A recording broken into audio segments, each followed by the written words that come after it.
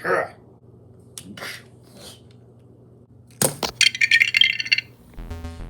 morning and happy existence, my name. Oh no. Let's do that again. Good morning and happy existence, my name is SOS, and this time he didn't fall. And today we're going to be ranting about the Studio Series 86 Kup from the Transformers 1986 movie, which is pretty good. I've seen it a couple of times. I haven't seen Transformers 1 though. I've heard good things about it, but I have not seen it yet. But enough about that. I want to try and keep these rants quicker, funner, maybe a bit more editing. Ooh, spooky. But yeah, this guy, he's our next review or thing. Yeah. Let's do this. And in other news, we are also finally using a microphone, if I can get the camera to focus. That's unfortunate. But we are using a microphone! Well, since it's a Studio Series figure, which mainly focuses on screen accuracy and whatnot, I guess there's no better place to start than paint and detail, which I think looks pretty good. I like these nice mechanical details, like look on the shoulders and the abdomen, if you can see all that. All these nice, like, we got this cracky little paintwork here and the rivets, and like in the back looks good. It's like a decent backpack. It's not too bad. So it looks a bit ugly in some areas like this, but like this is pretty good. Like, yeah, overall I think he's pretty good paint and detail wise, and head sculpt is certainly something, and the detail for his gun and this thing is also pretty good. You know, this thing, speaking of this thing, oh no, I lost it. Here it is. Speaking of it, this, I actually originally thought this was a grenade when I first got the figure, but it turns out when I rewatched the movie the most recent time that this is actually the pack of Energon goodies Kup gave to those Alicons on the Quinazon planet. But we can repurpose it. We can always repurpose it. That's fine. We'll get back to the thing. Shockwave! What is the meaning of this intrusion? I need you to cook, Shockwave. And what on earth is that supposed to mean? Explosive, Shockwave. Make me an explosive.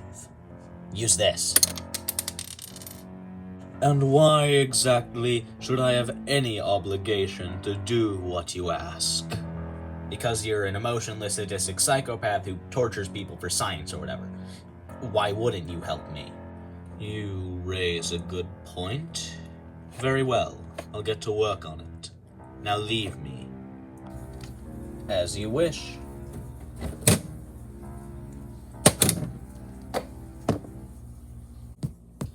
And we're back. Sorry for that little tangent there. That was just a little something or other. Anyway, since we've already looked over the immaculate paint and detail, I say it's time we do a little bit of a fun trivia about this figure. You see, this figure, This figure has some very interesting trivia about it. I'm sorry. Who exactly are you? I'm the Weatherman, and I'm here to talk about any interesting trivia about the figures that you review. Okay, I guess. I mean, I was planning on doing this segment, but, sure. Go right ahead, I guess. Jolly good, old chap. You see, there are actually two Studio Series 86 Kups. The one you have is a more screen-accurate repaint from the buzzworthy Bumblebee subline. The original version was criticized for not having screen-accurate paint job, which is why they remade it. And that is all. Well, you heard it, folks. Straight from the Weatherman. Yeah, there's two of them. I have the second version. Yeah. But anyway, enough of this, strange circumstance. I think it's about time we move on to the gimmick! There's more of you? Really? Another? Like, what's that? A couple seconds? Maybe even a minute? And we're already getting gimmicks in these reviews? Fine. What's your thing? What's your deal? I am Shark. I am here to talk about the gimmick of the figures that you are reviewing, because it has a gimmick, and I will not let you skip over the gimmick. I love my gimmicks. Well, okay, fine then. I guess I just can't have my own original segments in these reviews besides the usual stuff, but...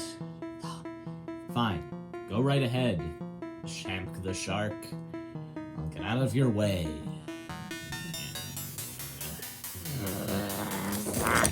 Gimmick.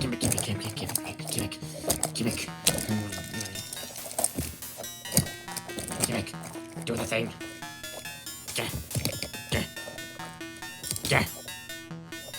As you can see, his limbs. You can rip them off violently to recreate that one scene from the 86 movie where he loses his limbs and has to get them put back on. You know what? That actually is a pretty clever feature, and I'm glad you noted that, even though I was gonna note that anyway. But still, I guess it takes a little bit of workload off my chest, so fine. I guess you and the Weatherman can stay for these gimmick and trivia segments. But can you go now? Yes.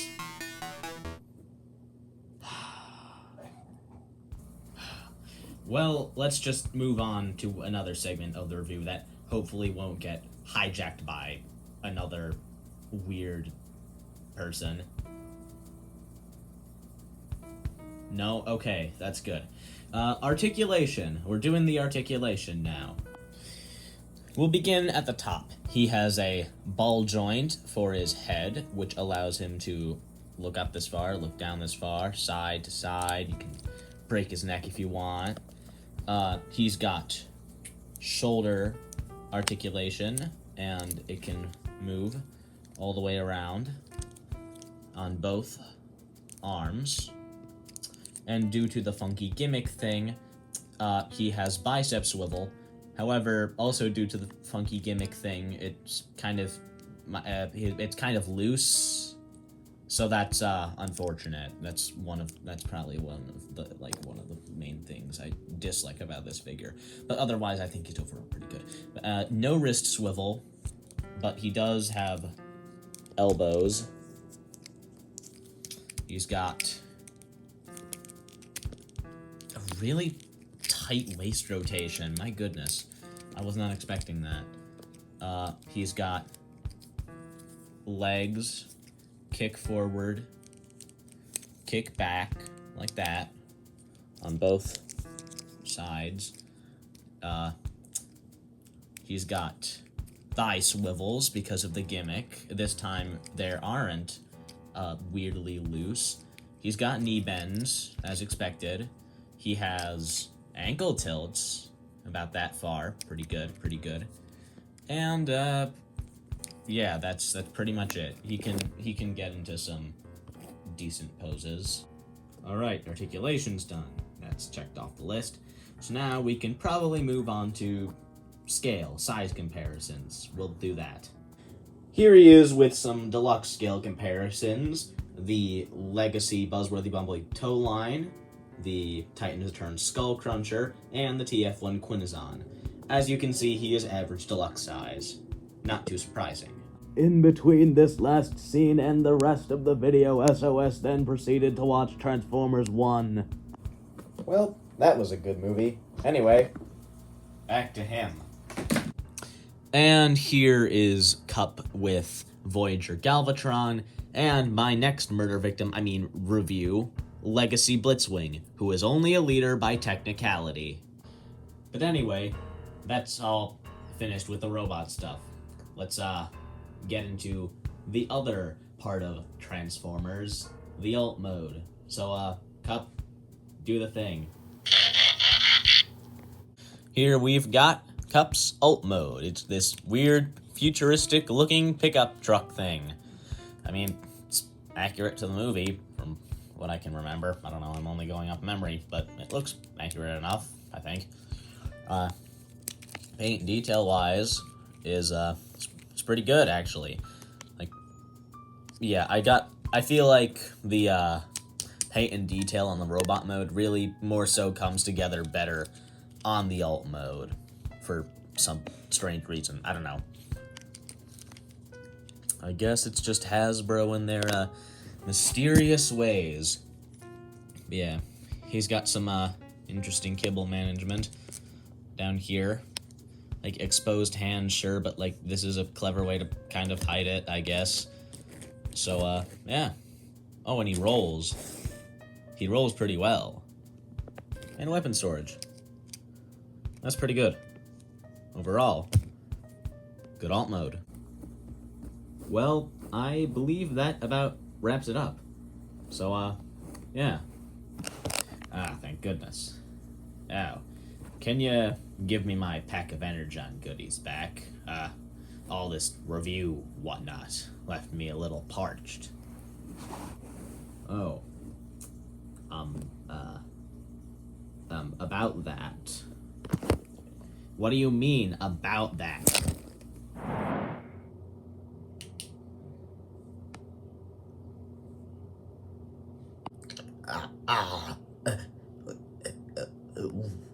What is this? Where are my limbs? What is this?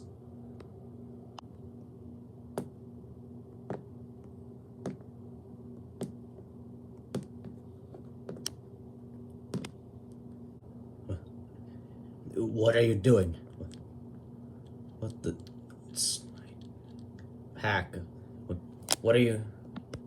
What are you doing? What's that clicking noise? Why does it feel hot? What are you doing? Stop, please. Please. Please. Let me go. Why are you doing this? Please.